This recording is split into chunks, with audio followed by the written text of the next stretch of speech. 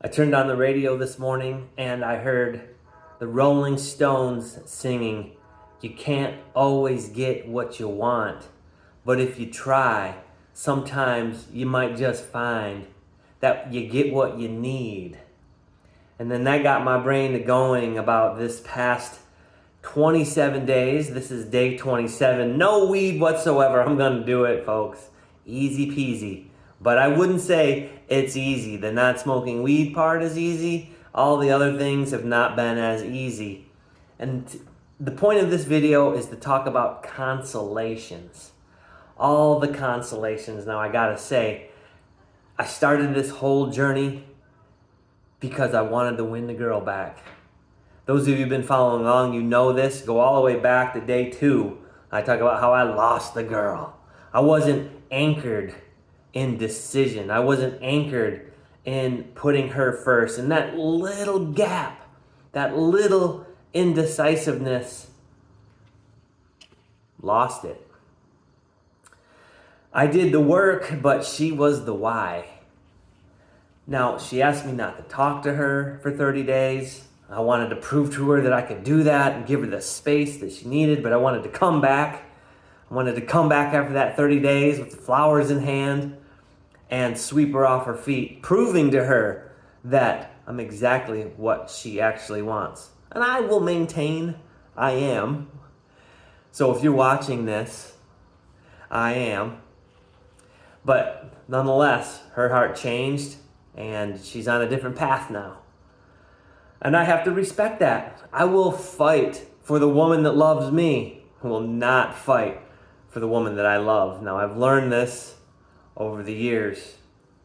Anyway, so in that 30 days, in that space that I had to oblige because of her request, I was determined not to fall off the rails and eat Ben & Jerry's every single day and smoke pre-roll every day and really just slide into lethargy and pity and impulsivity and jealousy and staring into my phone trying to find her, although there is nothing there to find.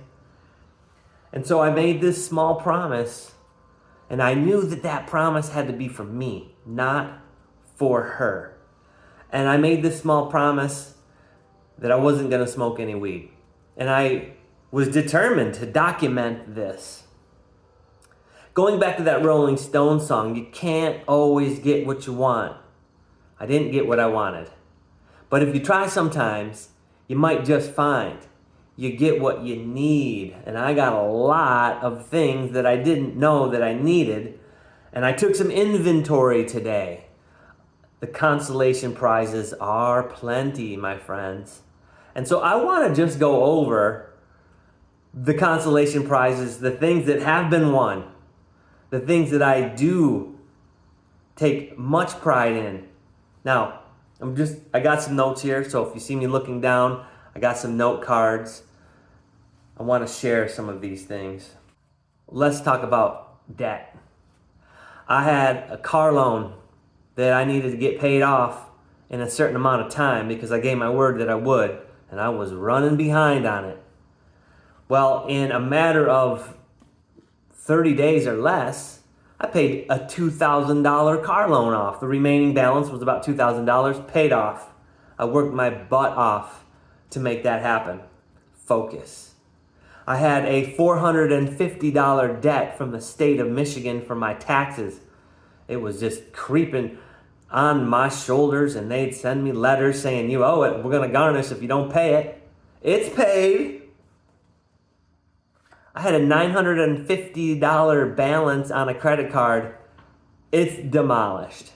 So it's amazing, but that is like $3,300 that has been paid off in less than 30 days. How did I do that? Focus.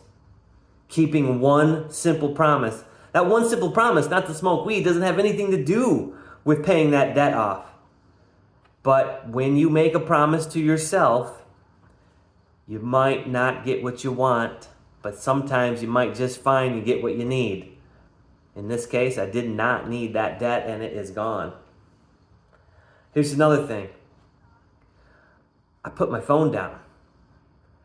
I got better habits with my phone. Private disciplines with the phone. No more social media, not spending as much time scrolling endlessly. I put the phone down, and in its place, I doubled down on the Bible. I doubled down on my faith. I read the Bible every day. I prayed every day, multiple times a day. I listened to worship music, and I not only listened to worship music, but I listened to the words. And they brought me comfort, and they brought me solace. Because the Lord is with me. Because the Lord is with me. And I'm going to come back to that. Having to do with a story about Joseph in the Old Testament. I'll come back to that. I lost my love handles. Now, this happened around July 4th. We were at a family get-together, and my mom, I had my shirt off, I was swimming, and my mom says in front of the whole family, "Eric, are you still working out?" And I said, "Yeah." And she went like this on her side to indicate that it didn't look like I was working out because I had some flab, some stubborn chub, as I like to call it. Well, I got focused on that too. I exercised 5 days, sometimes 6 days a week. I counted my calories, my protein grams, my carb grams, and my fat grams. I followed a mathematical equation that can be found in Muscle for Life by Mike Matthews. And now I'm walking around the house without my shirt on, and my 14-year-old son is like, "Dang, Dad, looking good." So body recomposition. I accomplished body recomposition. That's something I had been wanting to do, but I wasn't keeping my word to myself, and I wasn't staying disciplined. You make one promise. You make one promise to yourself, and it moves the entire board. In this case, not smoking weed helped me get in better shape. It's funny how that works. I wrote daily. I'm a writer. If you go to eriklwalker.com, you will see many writings that are now famous in my personal library.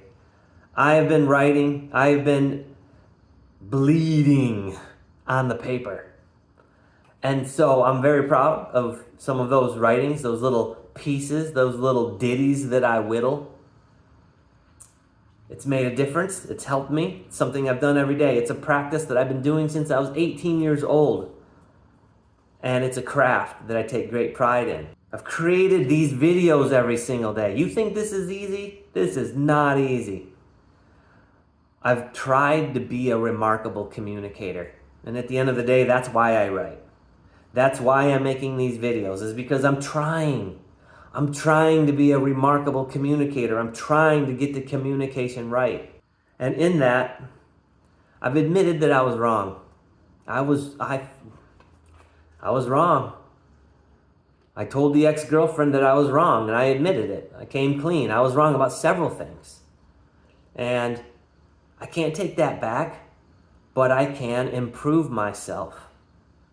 I made an earnest attempt to win the girl back. And communication was at the heart of that. Being vulnerable, surrendering, admitting that I was wrong, and communicating.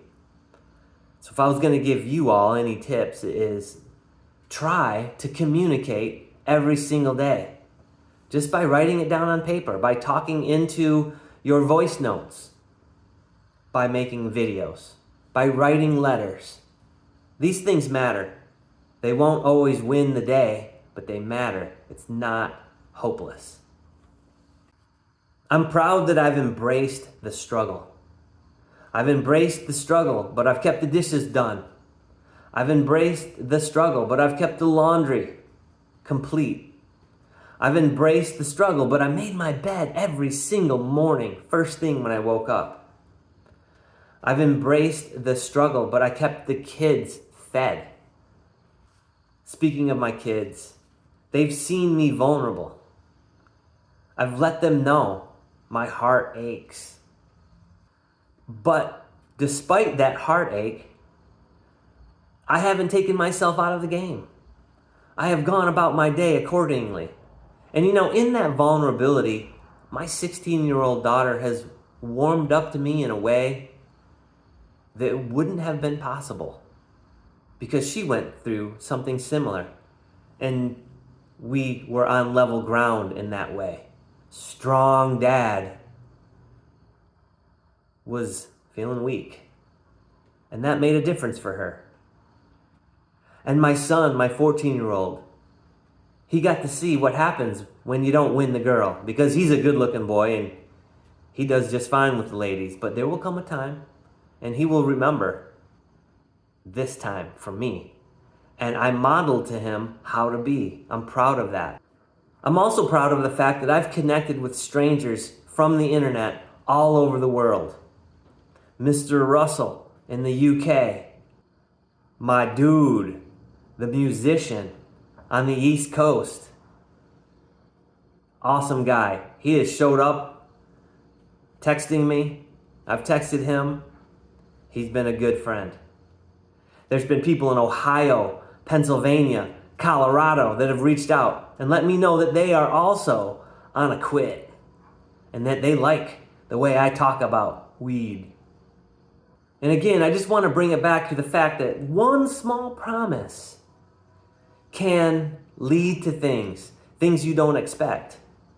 They may not be what you want, but it might be exactly what you need. And I got to say this. I have landed in a place where I'm ready for marriage. That wasn't something I maybe could have said unequivocally, without a hesitation, without doubt. I now know what it takes. It wasn't so long ago when I met this girlfriend of mine, now ex-girlfriend of mine, and I had written on a piece of paper even a year or so prior to that I wanted to meet someone like, the list was about 10 things long, and my ex-girlfriend matched it. She was the person. And that's what I attracted to me. And now I can add to that list and I can be sure of what I will do when I get it. I'm moving into the universe to meet beautiful women. And I am now ready and willing and able and capable of knowing what to do when I do attract that person to me. And so, even though I don't anticipate it happening anytime soon, because I'll just be honest, my heart is not available for that right now. But I will know what to do when it is. Now, let me conclude about Joseph from the Old Testament. Throughout the story, the refrain is, because the Lord was with him. Joseph was sold into slavery by his own family. He was falsely accused. He was imprisoned. But all the while, the refrain continues, because the Lord was with him. So you can't only recognize the Lord being with you when things are going your way. The Lord is always with you and always working on your behalf. These are the consolations. The Lord can take brokenness, messiness, crooked lines, and make them straight. And that, along with having Jesus in your heart, transforming you, is a really great recipe for getting what you need, maybe not always what you want. And so the message of this video is, when you become a person of your word to yourself, there is movement across the entire universe, the butterfly effect. I'm Eric Walker. This is 27 days without any weed, no THC whatsoever, and I'm really proud of my accomplishments, even if I didn't get what I wanted. Keep going, keep growing. Thank you for watching.